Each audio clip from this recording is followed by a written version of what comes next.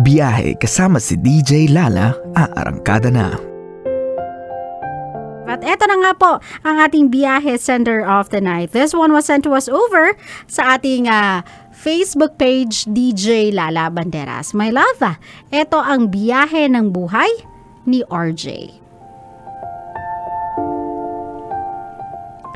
Hi DJ Lala, good evening po. Try ko lang po mag-share ng aking problema. In the first place, ako po ang may kasalanan. Dahil pinasok ko ang buhay ng girlfriend ko kahit may boyfriend siya. Naging kami at may nangyari sa amin. DJ Lala, dahilan kung bakit nagawa niya lahat ng yon dahil walang time yung boyfriend niya dahil sa call center nag-work. Bali, ako po yung pumuna sa araw niya. Walang BF niya tapos ngayon wala na siyang nararamdaman sa boyfriend niya. Gusto niyang humiwalay kaso ayaw ng boyfriend niya. Sa sitwasyon ngayon, ang problema ko DJ Lala, ako po yung kabit.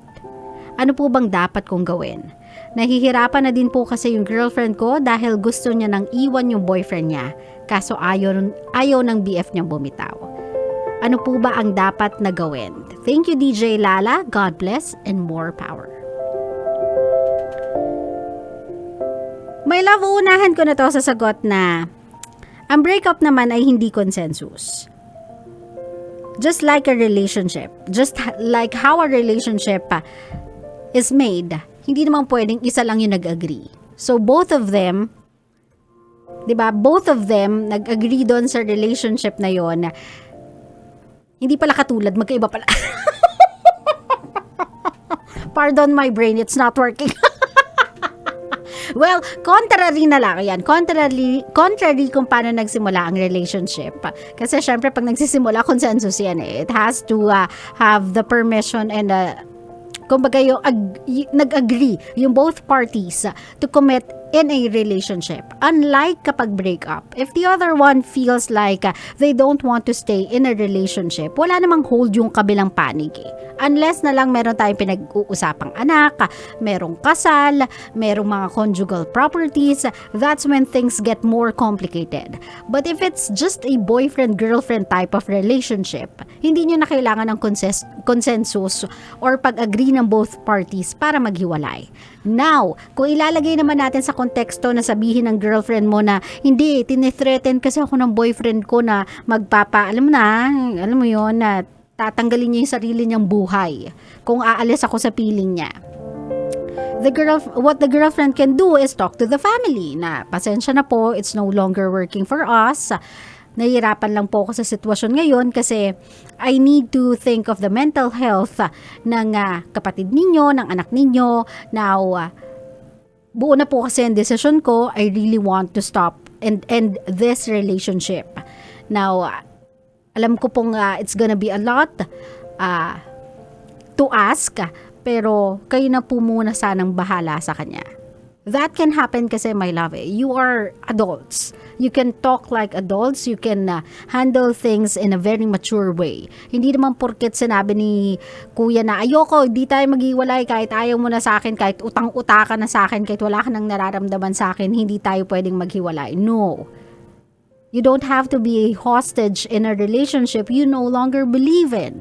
O diba? Hindi ka naman pwedeng maging hostage sa isang relationship na hindi mo na mahal yung isa. So, I do not believe dun sa reasoning na hindi ko magawang iwanan siya dahil ayaw niya akong iwanan, ayaw niya akong bitawan. Kasi baka ang nilalagay lang sa utak ni ate is gusto niya maging okay dun sa isang lalaki yung paglisan niya, pag-alis niya. That will never happen. Kasi that is a decision ate made. O diba? Obviously, ayaw nung isa makipaghiwalay kasi may nararamdaman siya, invested siya sa relationship eh. Nawawalan siya ng time not because ginusto niya, nag-work siya eh. Yes, I agree, may pagkukulang sa part ng lalaki. Yes, hindi ko i-deny yun. Pero before pa nangyari yung setup na yon, both of them agreed na we will try to work this through. Now, kung si ate ay naghahanap kasi ng kumbaga tahimik na paghihiwalay, that's quite too much to ask of the guy. Ikaw yung aalis eh. Ikaw yung bibitaw. Ikaw yung magpapaalam. Wala kang karapatang magkaroon ng demands. Wala kang karapatang magkaroon ng kondisyon as to how you want it to happen. Kung aalis ka, umalis ka. Kung bibitaw ka, bumitaw ka. Hindi naghihintay ka ng kondisyon na gusto mo. Hindi naghihintay ka ng pagkakataon na umaayon sa iyo lahat ng gusto mo kasi that will never happen. Kasi in the first place, ate, nagkasala ka eh. Ikaw yung may mali. So wag kang gumawa ng dahilan para siya yung magkamali. Wag mong i-blame sa kanya yung kahinaan mo.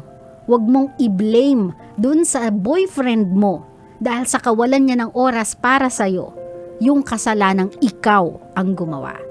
Naintindihan mo ko? Kaya para dyan sa quote-unquote girlfriend mo, kuya, sabihin mo sa kanya, it's time to face the music. Nasa mali siya. And however she wants na magpaawa sa'yo, hindi niya na kailangan. Binili mo na eh. Pumasok ka na sa relationship na yan, nag-medal ka na, pumagitna ka na, tinapos mo yung relationship nila by being present dyan sa buhay niya. So it's time for her to face the music na she is at the wrong. Siya yung nagkamali.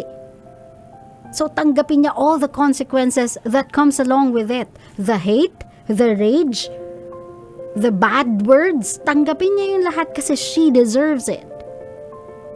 Pero this I say to you, kuya, sa ating biyahe sender si RJ, this I say to you, if nagawa mo yan sa kanya, if nagawa mong sulutin yan sa boyfriend niya dahil lang parang feeling niya na wala ng oras yung boyfriend niya sa kanya, I just hope you can do things better than the boyfriend did. I just hope hindi ka magkaroon ng pagkakataong kailangan mong i-prioritize yung certain things in your life at kakailanganin mong humingi sa kanya ng oras.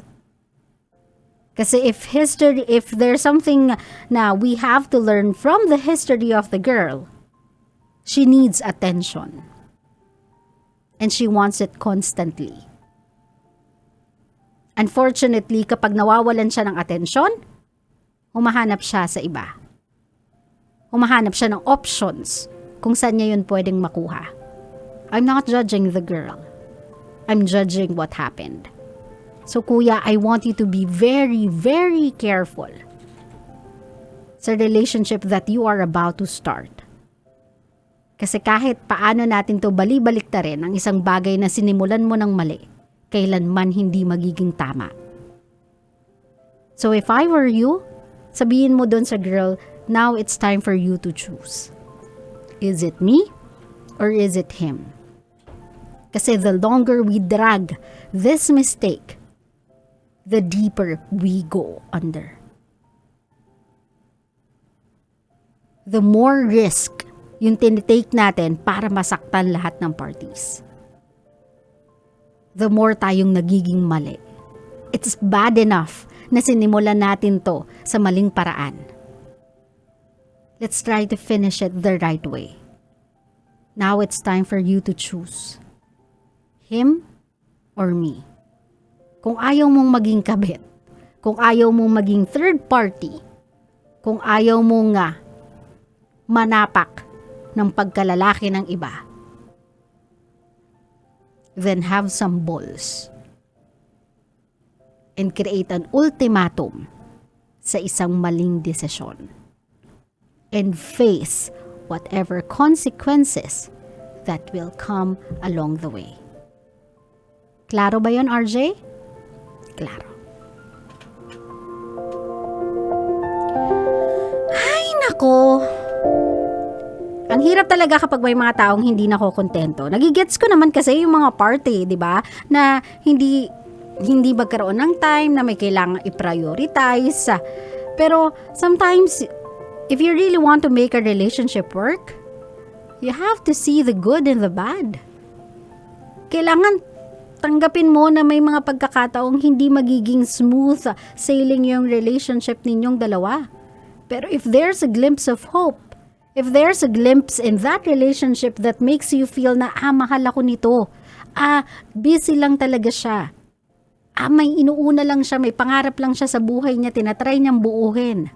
Instead of turning your back on that person for doing something para sa buhay nila, support them. That's how partnership works. That's how relationship works. Kung laging gusto nyo holding hands, travel ng travel, date ng date, pero wala kayong parehong direksyon, kamukat-mukat nyo, tatanda kayo ng wala man lang anything to look forward to in the future. Kasi mas inatupag nyo yung kaharutan. Kaharutan, kaysa magkaroon ng magandang future, di ba? Dapat nga pag ganyan ka-hardworking yung tao, sinusuportahan ninyo eh. Kasi alam nyong may pangarap lang silang inaabot. At hindi na, yung pangarap naman na yun, hindi naman yun exclusive for them only eh.